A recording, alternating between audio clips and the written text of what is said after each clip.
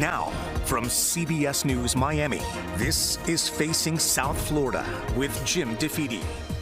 Welcome to Facing South Florida. I'm Jim DeFede. This year, property taxes will likely take center stage in the Florida legislature. Now, in a few minutes, we will hear from State Representative Vicki Lopez. She chairs a committee looking at changes to the property tax system that will likely be on the 2026 ballot. Those changes could range from increasing homestead exemptions to eliminating property taxes entirely.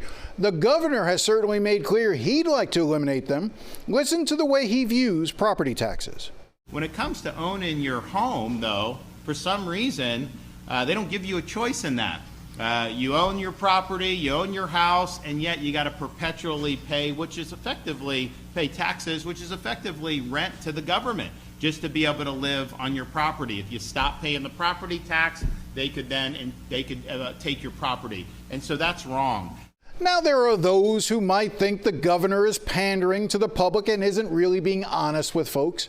And you might think this is an attempt to remain relevant as he enters his final legislative session. Who knows? But I get it. No one likes paying taxes, or as he calls it, rent.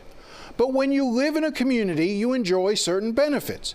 You want police and fire protection. You want safe roads. You want your garbage picked up. You want bus service to help you get to work. You want to know that when you get into an elevator, it was hopefully inspected in the last year, or that the building you are sleeping in isn't going to collapse in the middle of the night. Maybe you want your kids to be able to play in a clean and safe park, or go to a library or a museum. Things that often help increase the value of your property. Now, I've paid tens of thousands of dollars in property taxes over the 25 years I've owned my house to the school system in Miami-Dade County, even though I don't have kids. But I recognize having kids educated benefits the society in which I live. And let's not forget, there is no income tax in Florida. But as I said, nobody likes paying taxes. But when the governor or anyone tells you you can have the things that local government is responsible for without having to pay for them, don't believe them. What's the old adage? If a deal seems too good to be true, it probably is. Now, the legislature is wrestling with a lot of these questions. House Speaker Danny Perez created a committee to look at ways to reform property taxes, and the chair of that committee is State Representative Vicki Lopez from Miami. So where we are is we have spent since May of this past year actually educating ourselves. We have 37 members on my committee, and our role has been to educate not only us, but the members of the legislature. And hopefully the public has been watching because it's been quite informative. We've learned things that none of us knew about property taxes. And so we were on more of an educational, I think, a phase.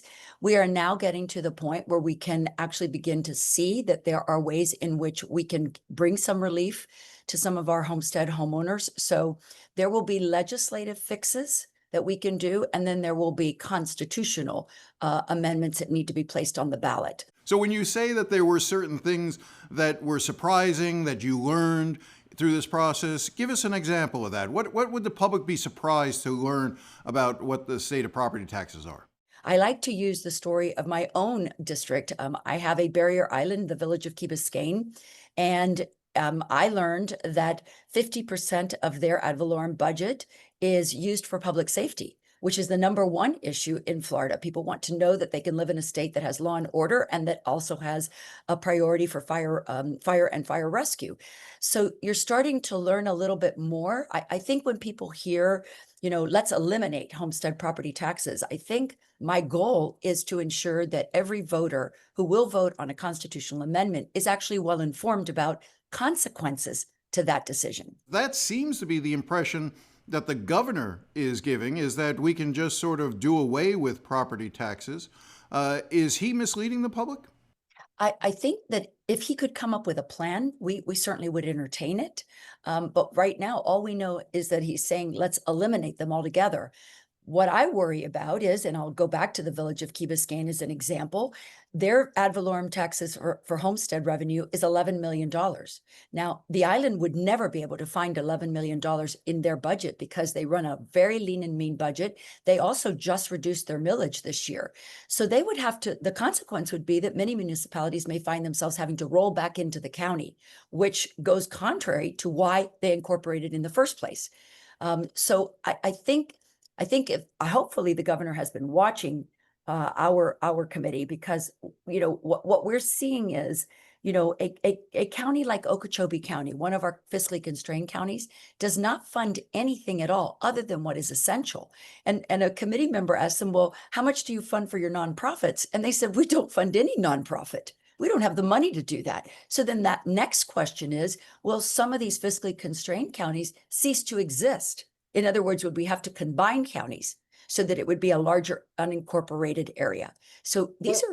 Yeah, well, I appreciate the concern for the fiscally constrained counties, which is probably a nice way of saying counties that receive more probably from the state as well than other counties that give. Because, for instance, I think Dade County, Broward County, Palm Beach counties are probably considered donor counties. In other words, they send more money to Tallahassee than they receive back. That's so correct. For those larger counties like Miami-Dade, like Broward County, after when we're done with this interview, we're going to air an interview that I did with Steve Geller, the Broward County Commissioner, and he's critical because he says, the governor argues that we've got a $9 billion budget, so that if we cut out the property taxes, which is about $1.8 billion, we should be able to make that up. But that's not in reality. In reality, $7 billion of that $9 billion are tied up with the seaport, airport, capital programs that they can sort of touch, things that are not discretionary. The only part of their budget that is general revenue is about $2 billion, and they collect $1.8 billion in property taxes. So if you eliminate that, how do you pay for police, for fire? And I guess that's the bigger question, and I apologize for talking so long, but I guess that's the bigger question is, nobody likes to pay taxes, but everyone wants the services that those taxes provide. Well, no, That's the problem, right?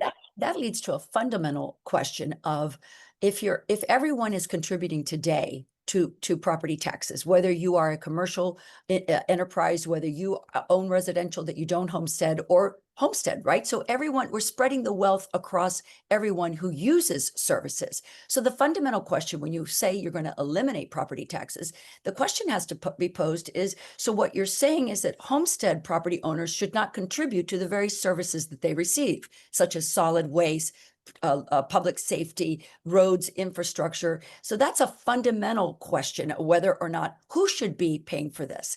But then the question is not about elimination. It's really a cost shift. Because if you're going to eliminate property taxes, you have to make it up. Now, I know that the governor and some of the Doge efforts are saying you don't have to do anything. There's so much waste in government that you don't have to make it up. Now, that's difficult to understand because I'm telling you that I see some budgets and they are lean and mean. So again, the village of Key Biscayne will be forced to come back to the county, as will, remember, we have 34 municipalities in our county. Some of them are small cities. So the decision that they made to incorporate, to provide better, higher quality services to themselves will cease because they won't have a choice. So, I think that for the larger counties, we've also experienced high growth in those large counties, right? So we have more people needing more services. And we've also, experienced inflation, 40% inflation on any capital project. So what would have cost $5 million 5 years ago is now costing nearly 10 or 15 million. So costs have gone up. So I will tell you that I think one of the things that we have learned is just how complicated and complex this particular subject matter really is. This is where I'm guessing a little bit as to what is likely to come out of this. And I realize you may not want to prejudge as you're sort of working your way through this. But it seems to me that we're likely to see some measure on the ballot in 26 that will extend those homestead exemptions. Maybe $100,000 for new home buyers, or maybe increasing exemptions in other areas for seniors or for other specific groups. Is it that sort of targeted approach that you think will eventually make its way onto the ballot, as opposed to a line that sort of says, we will remove property taxes for anyone declaring a homestead exemption. I agree with you. I think we will be looking at targeting who needs this relief most, right? I mean, we are very sensitive to those retirees that are on a fixed income and whose values of property have increased exponentially, and now so is not their property taxes.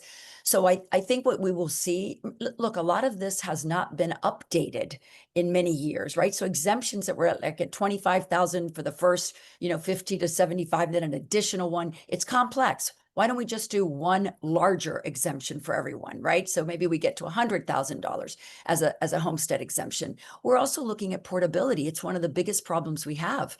Retirees or people that are now living in very large homes that wish to move to a smaller place have found themselves not able to do so because the portability is only at $500,000.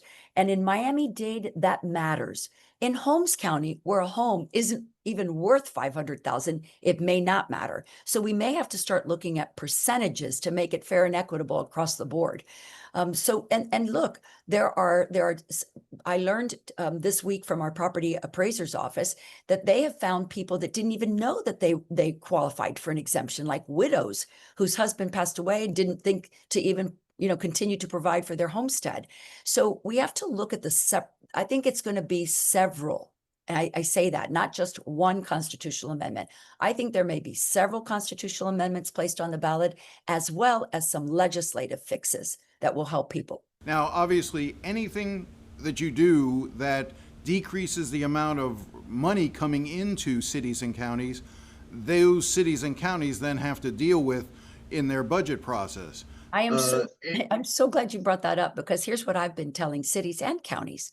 You have to start modeling now some sort of budget models. You have to start saying, if there's a 10% decrease, right?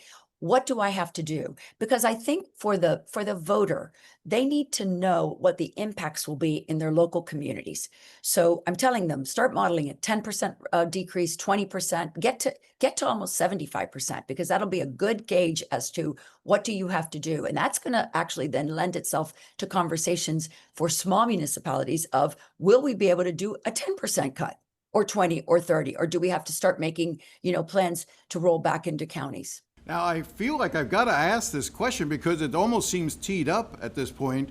You as a legislator right now are potentially passing some measures that will affect county commissions, and yet I keep hearing that you're interested in potentially being on the Miami-Dade County Commission. Eileen Higgins obviously is running for mayor, so she's leaving her position. Is that a position you're interested in? Because I'm hearing that there's a little lobbying going on for you right now to get appointed to that seat by the other commissioners. Look, I will say this. I'm flattered that people have thought that my work at the legislature in the last 3 years does tee me up for a local county commission. I started my career as a local county commissioner. So it's one of the reasons why I am so sensitive about how this work could in fact impact counties and cities. We shall wait and see what the county commission does in order to fill that seat. But as of today, Eileen still remains my county commissioner. And so we'll see what the future holds. Is that a position, though, that you want? It's a position that I'm interested in, that I would obviously entertain, yes. When we come back, one way the governor is making the case to slash property taxes is by accusing blue counties of wasteful spending, and he is singling out Broward County. We'll talk to County Commissioner Stephen Geller about the governor's DOGE efforts. Stay with us.